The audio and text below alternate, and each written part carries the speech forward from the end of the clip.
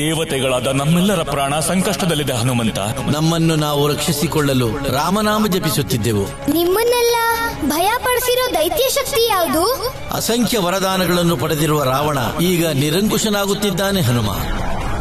ರಾವಣನ ಅಂತ್ಯ ಪ್ರಭುಗಳಿಂದಲೇ ಸಾಧ್ಯ ಹನುಮಂತ. ಇದು ವಿಧಿಲಿಖಿತ ಮತ್ತು ವಿಧಿಯ ವಿಧಾನ.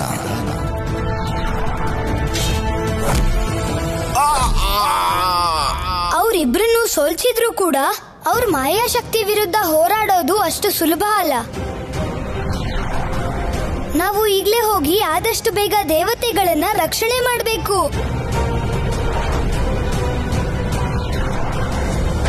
ಇಂದು ನನ್ನ ಮಾಯಾವಿ ವಿದ್ಯೆಗಳ ಪರೀಕ್ಷೆಯಾಗಲಿದೆ. ನಾವು ಈವರೆಗೂ ಪ್ರಯೋಗಿಸದ ವಿಶೇಷ ಶಕ್ತಿಯನ್ನ ಪ್ರಯೋಗಿಸಬೇಕು. ಇದು ಕೊನೆಯ ಅವಕಾಶ ಮಾರೀಚ. ನಿನ್ನ ಸಂಪೂರ್ಣ ಶಕ್ತಿಯನ್ನು ಉಪಯೋಗಿಸಬೇಕು.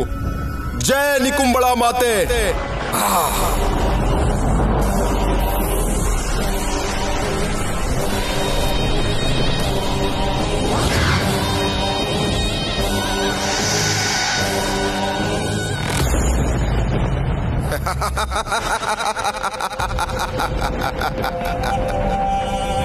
ದೇವತೆಗಳೇ, ಈಗ ಹೇಗೆ ತಪ್ಪಿಸಿಕೊಳ್ಳುವಿರಿ ಈ ಮಾರೀಚನ ಶತ್ಸಹಸ್ರ ಕಣ್ಣುಗಳಿಂದ? ಈಗ ನೀವು ಈ ಭೂಮಿ, ಆಕಾಶ, ಪಾತಾಳ ಎಲ್ಲಿಯಾದರೂ ಬಚ್ಚಿಟ್ಟುಕೊಳ್ಳಿ. ಎಲ್ಲೇ ಇದ್ದರೂ ನಮ್ಮ ಕಣ್ಣುಗಳು ನಿಮ್ಮನ್ನು ಹುಡುಕುತ್ತದೆ. ನಂತರ ನಿಮ್ಮನ್ನು ಬಂದಿಯಾಗಿಸಿ ವಿಧಾತ ರಾವಣನ ಎದುರಿಗೆ ನಿಮ್ಮನ್ನು ನಿಲ್ಲಿಸುತ್ತೇನೆ. ಮಾಯಾವಿ ಮಾರೀಚನ ಸರ್ವವ್ಯಾಪಿ ಕಣ್ಣುಗಳಿಂದ ಯಾರೂ ತಪ್ಪಿಸಿಕೊಳ್ಳಲಾಗುವುದಿಲ್ಲ.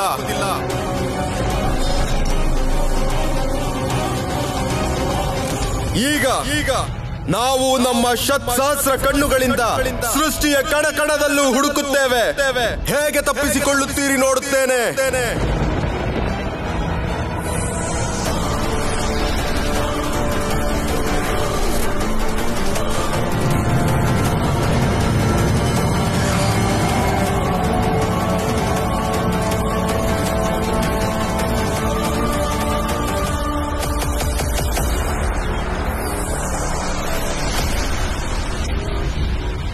ಏನಾಗುತ್ತಿದೆ ಇಲ್ಲಿ? ತಾಟಕಿಯ ಪುತ್ರ ಮಾರೀಚನು ತನ್ನ ಮಾಯೆಯಿಂದ ಸಹಸ್ರನೇತ್ರ ಜಾಲ ಪ್ರಯೋಗಿಸಿದ್ದಾನೆ ದೇವರಾಜ. ಅಂದರೆ ನಾವು ಆದಷ್ಟು ಬೇಗ ಬಚ್ಚಿಟ್ಟುಕೊಳ್ಳಬೇಕು ಗುರುದೇವ. ಆ ಅಧರ್ಮಿ ರಾವಣ ನಮ್ಮನ್ನು ಹುಡುಕಿ ಬಿಟ್ಟರೆ ದೇವತೆಗಳಾದ ನಾವೆಲ್ಲರೂ ರಾವಣ ದಾಸರಾಗಿರಬೇಕಾಗುತ್ತದೆ. ಇಲ್ಲ, ನಾವು ಅನ್ಯ ಮಾರ್ಗವನ್ನು ಹುಡುಕಲೇಬೇಕು ದೇವೇಂದ್ರ. ಮಾರೀಚನ ದೃಷ್ಟಿಯಿಂದ ಪಾರಾಗಲು ಯಾವುದಾದರೂ ಗುಹೆ ಅಥವಾ ಸುರಂಗ ಸೇರಬೇಕು. ಬೇಡ, ಯಾವ ಸುರಂಗವೂ ಬೇಡ ಅಗ್ನಿದೇವ. ನಾವು ಯಾವುದಾದರೂ ದಟ್ಟ ಅರಣ್ಯದಲ್ಲಿ ಅವಿತುಕೊಳ್ಳುವುದೇ ಒಳ್ಳೆಯದು. ದೇವತೆಗಳೇ, ನಾವೀಗ ಸುಮ್ಮನಿದ್ದರೆ ಪ್ರಯೋಜನವಿಲ್ಲ. ನಿಮ್ಮ ಮಾತಿನ ಅರ್ಥವೇನು ಗುರುದೇವ? ನಾವೀಗ ರಾವಣನಿಗೆ ಹೆದರಿ ದೇವಲೋಕವನ್ನು ತ್ಯಜಿಸಿ ಬಂದಿದ್ದೇವೆ. ಗಿರಿಕಂದರಗಳಲ್ಲಿ ಅವಿತಿದ್ದೇವೆ. ನಾವು ಹೀಗೆಯೇ ಹೆದರುತ್ತಿದ್ದರೆ ಮಾಯಾವಿ ಮಾರೀಚನ ಸಹಸ್ರ ನೇತ್ರಗಳಿಗೆ ಬಲಿಯಾಗಬೇಕಾಗುತ್ತದೆ.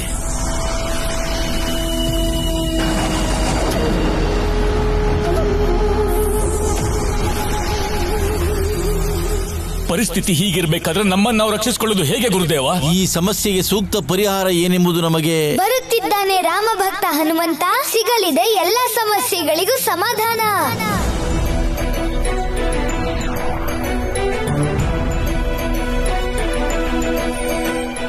ಹನುಮಂತ,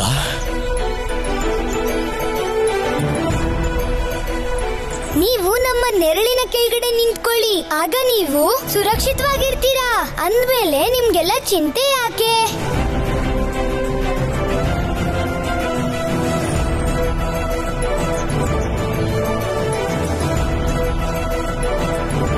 ಏನಾಯ್ತು ದೇವತೆಗಳೇ, ಇನ್ನೂ ಚಿಂತೆ ಮಾಡ್ತಾ ಇದ್ದೀರಾ?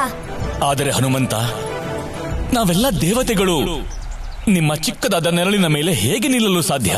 ಇದಕ್ಕುತ್ರ ಈಗ ಸಿಗತ್ ನೋಡಿ. ಜೈ ಶ್ರೀರಾಮ. ಜೈ ಹನುಮಂತ ಜ್ಞಾನ ಗುಣಧಾಮ. ಜೈ ಕಪೀಶನಿ ಅವಿರತ ನಾಮ. ಜೈ ಹನುಮಂತ ಜ್ಞಾನ ಗುಣಧಾಮ ಜೈ ಕಪೀಶನಿ ಅವಿರತ ನಾಮ ರಾಮದೂತ ತುಲಿತ ಬಲಧಾಮ ಅಂಜನಿ ಪುತ್ರ ಪವನ ಸುತ ನಾಮ ಮಹಾವೀರ ವಿಕ್ರಮ ಬಜರಂಗಿ ಕುಮತಿ ನಿವಾರ ಸುಮತಿಯ ಸಂಗಿ ಶಂಕರ ರೂಪನೆ ಕೇಸರಿ ಸುತನೆ ಧನ್ಯ ಹನುಮಂತ, ನೀವೇ ಧನ್ಯ. ಹನುಮಂತ ಜ್ಞಾನ ಗುಣಧಾಮ ಜೈ ಕಪೀಶನಿ ಅವಿರತ ನಾಮ ಜೈ ಹನುಮಂತ ಜ್ಞಾನ ಗುಣಧಾಮ ಜೈ ಕಪೀಶನಿ ಅವಿರತ ನಾಮ. ಅತಳ ವಿತಳ ಸುತಳದಿಂದ ಹಿಡಿದು ಭೂತಳದವರೆಗೂ ಯಾರೂ ನಮ್ಮ ದೃಷ್ಟಿಯಿಂದ ತಪ್ಪಿಸಿಕೊಳ್ಳಲಾಗುವುದಿಲ್ಲ. ಆದರೆ ಎಲ್ಲಿ ಬಚ್ಚಿಟ್ಟುಕೊಂಡಿದ್ದಾರಿವರು? ಏಕೆ ಇವರನ್ನು ಹುಡುಕಲಾಗುತ್ತಿಲ್ಲ? ಇದರ ಹಿಂದಿನ ರಹಸ್ಯವನ್ನ ನಾನು ಕಂಡು ಹಿಡಿಯಲೇಬೇಕು.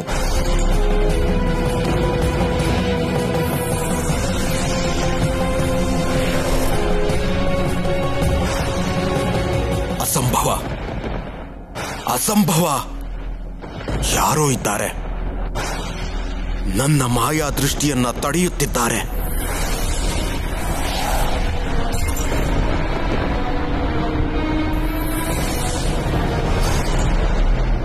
ಈ ನೆರಳು ಯಾರದ್ದು? ಇಂಥ ನೆರಳನ್ನು ಇಲ್ಲಿಯವರೆಗೂ ನಾನು ಕಂಡಿಲ್ಲ. ಏನಾದರೂ ದೇವತೆಗಳು ಈ ನೆರಳಿನಲ್ಲಿ ಬಚ್ಚಿಟ್ಟುಕೊಂಡಿದ್ದಾರೆಯೇ? ಆದರೆ ಈ ನೆರಳಿಗೆ ಅಂತ ಶಕ್ತಿ ಏನಿದೆ, ಎಲ್ಲಾ ದೇವತೆಗಳನ್ನು ತನ್ನೊಳಗೆ ಬಚ್ಚಿಟ್ಟುಕೊಳ್ಳುವಂಥದ್ದು.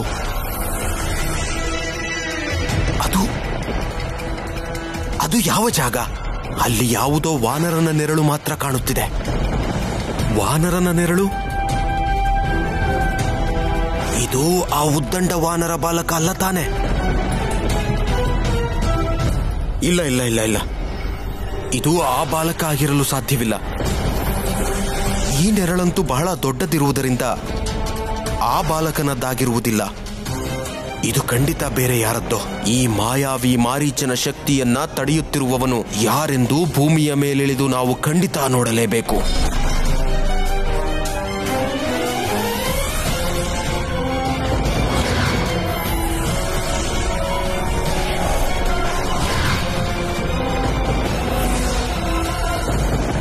ಅನಂತ ಅನಂತ ಧನ್ಯವಾದಗಳು ಹನುಮ. ನೀವು ನಿಮ್ಮ ವಿರಾಟ ರೂಪವನ್ನು ಧಾರಣೆ ಮಾಡಿ ಎಲ್ಲಾ ದೇವತೆಗಳನ್ನು ರಕ್ಷಣೆ ಮಾಡಿದಿರಿ. ನೀವು ಧನ್ಯವಾದನ ನಮ್ಮ ಪ್ರಭುಗೆ ಹೇಳ್ಬೇಕು. ಯಾಕೆ ಅಂದ್ರೆ ಈ ಕಾರ್ಯಕ್ಕೆ ಅವರೇ ನಮಗ್ ಪ್ರೇರಣೆ.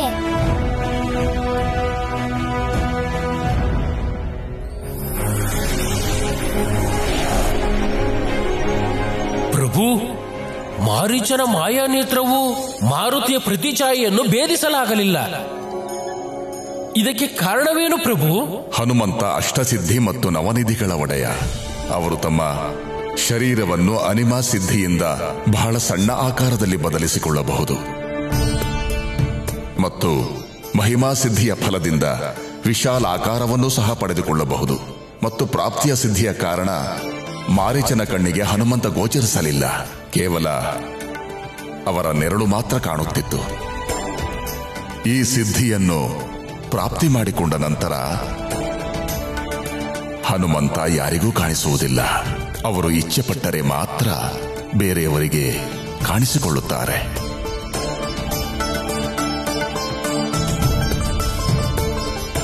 ಇಷ್ಟೆಲ್ಲ ವಿದ್ಯೆಗಳನ್ನು ಸಿದ್ಧಿಸಿಕೊಂಡಿದ್ದರೂ ಸಹ ಮಾರುತಿಯಲ್ಲಿ ಲವಲೇಶವು ಅಹಂಕಾರವಿಲ್ಲ. ಇದೇ ನಮ್ಮ ಹನುಮಂತರ ವಿಶೇಷತೆ. ತಮ್ಮಲ್ಲಿರುವ ಸಿದ್ಧಿಗಳ ಉಪಯೋಗವನ್ನು ಎಂದಿಗೂ ತಮ್ಮ ಸ್ವಾರ್ಥಕ್ಕೆ ಉಪಯೋಗಿಸದೆ ಅದನ್ನು ಲೋಕ ಕಲ್ಯಾಣಕ್ಕಾಗಿ ಬಳಸುತ್ತಾರೆ. ಮಾಯಾವಿ ಮಾರೀಚ ತನ್ನ ಸಹಸ್ರನೇತ್ರ ಪ್ರಯೋಗವನ್ನು ಹಿಂಪಡೆದಿದ್ದಾನೆ. ನೀವಿನ್ನು ಕೆಳಗೆ ಬನ್ನಿ ಹನುಮ. ಜೈ ಶ್ರೀರಾಮ.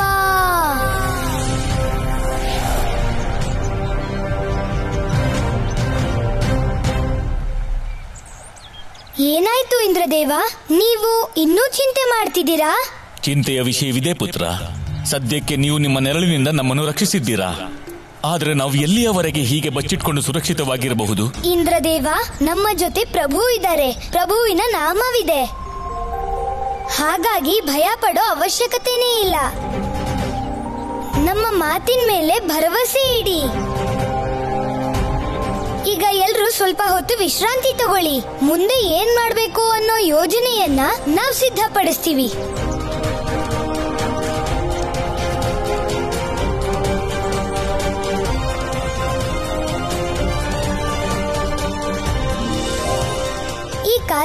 ಆದಷ್ಟು ಬೇಗ ಪೂರ್ಣಗೊಳಿಸಿ ಗುರುಕುಲಕ್ಕೆ ಹೋಗ್ಬೇಕು ಅನ್ನೋದನ್ನ ಮರಿಬಾರ್ದು.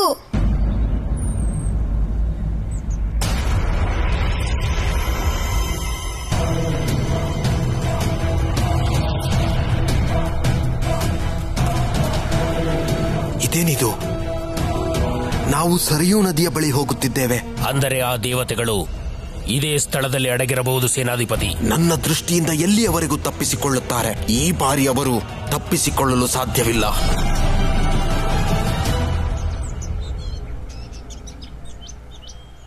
ಪ್ರಭು, ಸಮಯ ಕಮ್ಮಿ ಇದೆ, ಆದ್ರೆ ಸಮಸ್ಯೆ ದೊಡ್ಡದಿದೆ. ಈಗ ಏನ್ ಮಾಡ್ಬೇಕು ಅಂತಾನೆ ಗೊತ್ತಾಗ್ತಿಲ್ಲ. ದೇವತೆಗಳು ಸಂಕಷ್ಟದಲ್ಲಿದ್ದಾರೆ, ಆದ್ರೆ ಅವರನ್ನ ಪಾರ್ ಮಾಡೋದಕ್ಕೆ ನಮ್ಗೆ ಯಾವ ಮಾರ್ಗನೂ ಸಿಗ್ತಾ ಇಲ್ಲ. ಈಗ ಆ ಮಾಯಾವಿ ಮಾರೀಚ ಏನ್ ಯೋಜನೆ ಮಾಡ್ತಿದ್ದಾನೋ ಗೊತ್ತಿಲ್ಲ. ಈಗ ನೀವೇ ನಮ್ಗೆ ಸಹಾಯ ಮಾಡ್ಬೇಕು ಪ್ರಭು. ನಮ್ಗೀಗ ನಿಮ್ಮ ಮಾರ್ಗದರ್ಶನದ ಅವಶ್ಯಕತೆ ಇದೆ. ದರ್ಶನ ನೀಡಿ ಪ್ರಭು. ಪ್ರಭು ಪ್ರಭು ಪ್ರಭು ಹನುಮ,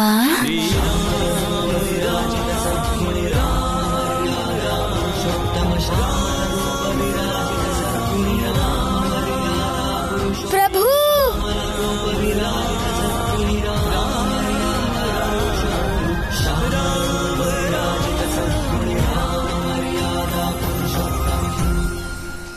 ಅಂತೂ ನಮ್ಗೆ ದರ್ಶನ ನೀಡ್ಬಿಟ್ರಿ ಪ್ರಭು. ಹನುಮ, ನೀವು ಸಂಕಷ್ಟದಲ್ಲಿ ನಮ್ಮನ್ನು ಸ್ಮರಿಸಿದಾಗ ನಾವು ಬರದಿದ್ದರೆ ಅದು ಧರ್ಮವೆನಿಸುವುದೇ ಹನುಮ? ಪ್ರಭು, ನಿಮಗೆ ದೇವತೆಗಳ ಪರಿಸ್ಥಿತಿ ಗೊತ್ತಿದೆ ಅಲ್ವಾ? ಅವರನ್ನ ರಕ್ಷಣೆ ಮಾಡೋದು ಹೇಗೆ ಅಂತ ನೀವೇ ಹೇಳಿ. ಯಾವ್ದಾದ್ರೂ ಒಂದು ಉಪಾಯವನ್ನ ಸೂಚಿಸಿ ಪ್ರಭು. ಅಂದರೆ ನೀವು ಸುರಕ್ಷಿತ ಸ್ಥಾನವೊಂದನ್ನು ಹುಡುಕುತ್ತಿದ್ದೀರಿ? ಹೌದು ಪ್ರಭು.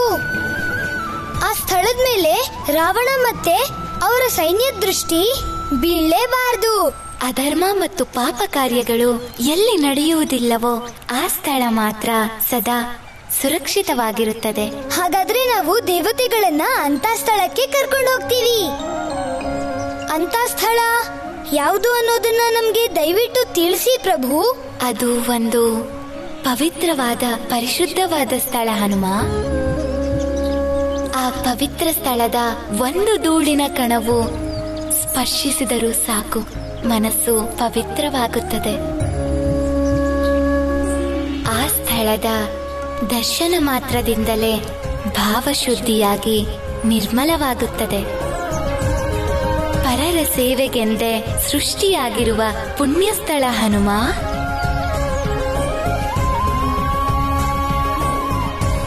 ನಿಮ್ಮ ಮಾರ್ಗದರ್ಶನಕ್ಕೆ ಧನ್ಯವಾದಗಳು ಪ್ರಭು.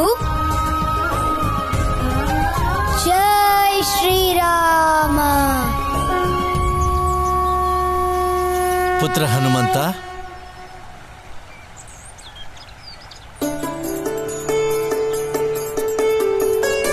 ನಮ್ಮ ರಕ್ಷಣೆಗೆ ಅಗತ್ಯವಾದ ಸೂಕ್ತ ಸ್ಥಳ ದೊರಕಿದೆ ಮಹಾಶಯರೇ. ತುಂಬಾ ಸುಂದರವಾಗಿರೋ ಸ್ಥಳ.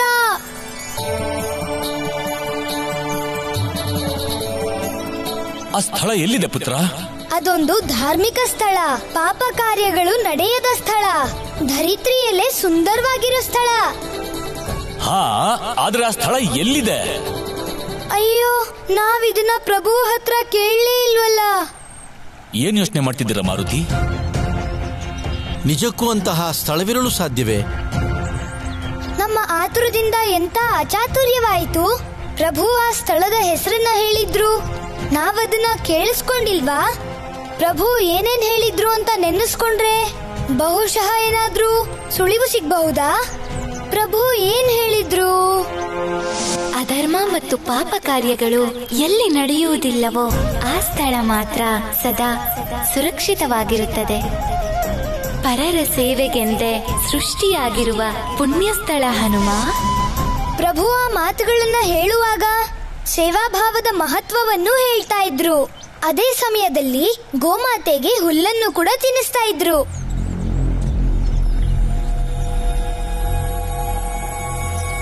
ಹಾ, ಗೊತ್ತಾಯ್ತು. ಜಗತ್ತಲ್ಲಿ ಗೋಮಾತೆಗಿಂತ ಪವಿತ್ರವಾದದ್ದು ಮತ್ತಿನ್ನೇನಿರೋಕ್ ಸಾಧ್ಯ? ಜೈ ಶ್ರೀರಾಮ. ಇಂದ್ರದೇವ, ಆ ವಿಶೇಷ ಸ್ಥಳ ಯಾವುದು ಅಂತ ನಾವು ಯೋಚಿಸ್ತಾ ಇದ್ವಿ, ಆದ್ರೆ ಈಗ ನಮ್ಗೆ ಗೊತ್ತಾಯ್ತು. ಈಗ ನಾವು ಗೋಮಾತೆಯನ್ನ ಹುಡುಕ್ಬೇಕು. ಗೋಮಾತೆ? ಹೌದು ಮಹಾಶಯರೇ, ನಿಮ್ಗಿರೋ ಸಂಕಷ್ಟದಿಂದ ಪಾರಾಗೋ ಮಾರ್ಗವನ್ನ ಗೋಮಾತೆನೇ ತೋರಿಸ್ಬೇಕು. ನಾವದರ ಮಹಿಮೆಯನ್ನ ಹಾಡ್ತಾ ಎಲ್ರೂ ಹುಡ್ಕೋಣ. ಬನ್ನಿ ಬನ್ನಿ ಬನ್ನಿ, ಹೋಗೋಣ.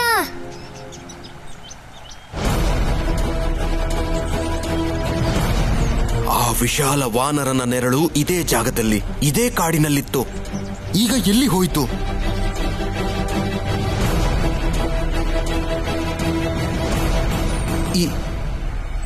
ಈ ಮಾರ್ಗ ಸರಿಯೂ ನದಿ ಕಡೆ ಹೋಗುತ್ತಿದೆ. ಅಂದರೆ ಅಯೋಧ್ಯ ನಗರಿಯ ಬಳಿಗೆ. ನಮಗನಿಸುತ್ತಿದೆ ದೇವತೆಗಳು ಈ ಕಡೆಯೇ ಹೋಗಿದ್ದಾರೆ. ಅವರು ಅಯೋಧ್ಯೆಯ ಗಡಿಯನ್ನ ದಾಟುವ ಮೊದಲೇ ನಾವು ಅವರನ್ನು ಹಿಡಿಯಬೇಕು. ನಡೆಯಿರಿ. ರಾಮನ ನಾಮವು ಮಂಗಳಕಾರಿ, ರಾಮನ ನಾಮವು ಮಂಗಳಕಾರಿ, ದಶರಥ ರಾಜನ ದುಃಖ ನಿವಾರಿ.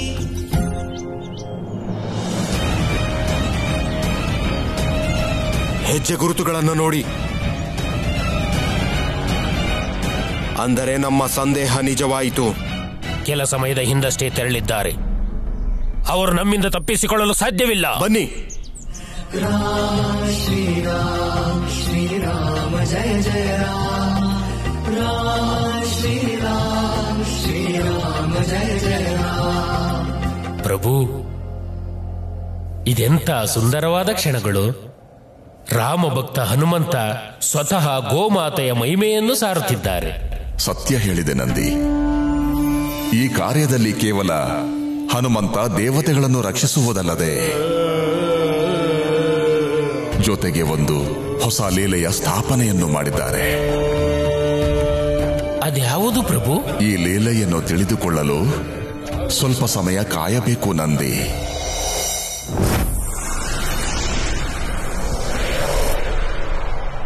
ಓಂ ನಮಃ ಶಿವಾಯ. ಓಂ ನಮಃ ಶಿವಾಯ.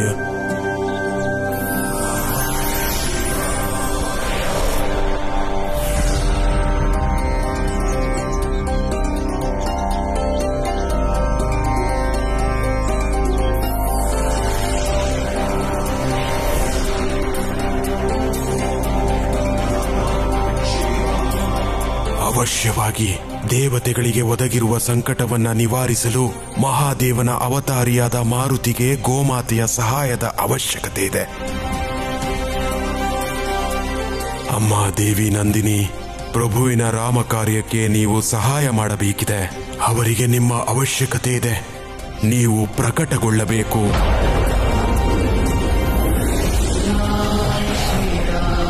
ಶ್ರೀರಾಮ ಜಯ ಜಯ ರಾಮ, ರಾಮ ಶ್ರೀರಾಮ ಶ್ರೀರಾಮ ಜಯ ಜಯ. ಪ್ರಣಾಮಗಳು ಗೋಮಾತೆ.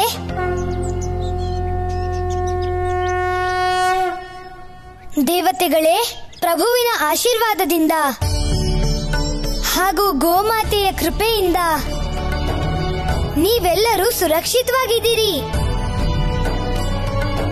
ಗೋಮಾತೆ, ಅಂಜನಿ ಪುತ್ರ ಮಾರುತಿಯ ಪ್ರಣಾಮಗಳನ್ನು ಸ್ವೀಕರಿಸಿ.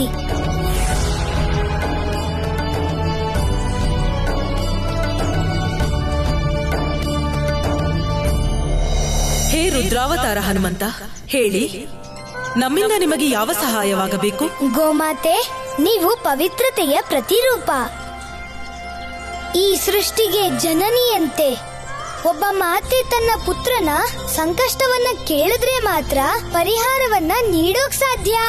ಲಂಕಾಧಿಪತಿ ರಾವಣನ ಭಯದಿಂದ ದೇವತೆಗಳು ಇಂದ್ರಲೋಕವನ್ನ ಬಿಟ್ಟು ಇಲ್ಲಿಗೆ ಬಂದಿದ್ದಾರೆ. ಈ ಸಮಸ್ಯೆಗೆ ಪರಿಹಾರ ಸಿಗೋವರೆಗೂ ಇವ್ರಿಗೆಲ್ಲ ನೀವೇ ರಕ್ಷಣೆ ನೀಡಬೇಕು. ಶ್ರೀರಾಮನ ಕಾರ್ಯದಲ್ಲಿ ನಿಮಗೆ ಸಹಾಯ ಮಾಡುವುದು ನಮ್ಮ ಸೌಭಾಗ್ಯವೇ ಸರಿ.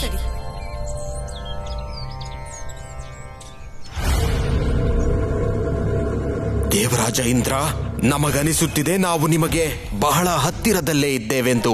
ಈಗ ನೀನು ಮತ್ತು ನಿನ್ನ ದೇವತೆಗಳು ಲಂಕೇಶನ ದಾಸರಾಗುವುದನ್ನು ಯಾರಿಂದಲೂ ತಡೆಯಲು ಸಾಧ್ಯವಿಲ್ಲ. ಒಮ್ಮೆ ನಿನ್ನ ಇಂದ್ರಲೋಕ ರಾಕ್ಷಸರ ವಶಕ್ಕೆ ಬಂದರೆ ನಂತರ ವಿಧಾತ ರಾವಣನನ್ನು 3 ಲೋಕಗಳಲ್ಲೂ ಎದುರಿಸುವವರು ಯಾರೂ ಇರುವುದಿಲ್ಲ.